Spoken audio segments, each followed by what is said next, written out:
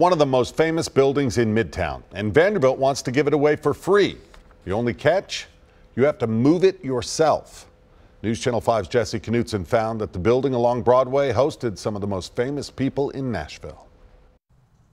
If you're just walking by, it looks like any other historical building. But if you know its history, you can imagine bright colors and rhinestones reflecting through the windows, much like you see at the corner of 8th and Broadway right now. Mary Stewart, and Dwight Yoakam.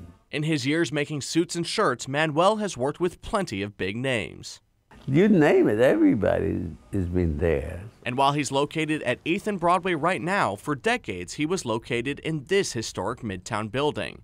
And it's where people like Johnny Cash, Willie Nelson, Burt Reynolds, and Glenn Campbell would stop by, hang out, and get their new clothes. It was like home for them. And it was for Manuel, too. It's where he made a large portion of his country western wear. Well, 25 years, you can make a lot of pieces. He sold it a while back, and in 2016, Vanderbilt bought it. But they don't plan to keep the building around. Instead, they want someone else to move it and preserve it. It's really a historical jewel for Nashville. Even when Manuel bought it, it was older than most of the buildings in the area. It served as a brothel decades ago. I mean, the rooms are elegant, beautiful. Manuel would move it himself and preserve it, but the price tag could be 6 figures or more. It could be removed if it's removed piece by piece and recreated. He just hopes that someone steps up to the plate to save a building that's history can't be replaced.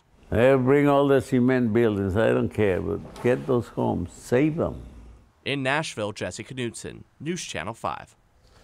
Vanderbilt has not released a timeline on when they want the building moved, but they're currently looking for people who would be willing to take on the task.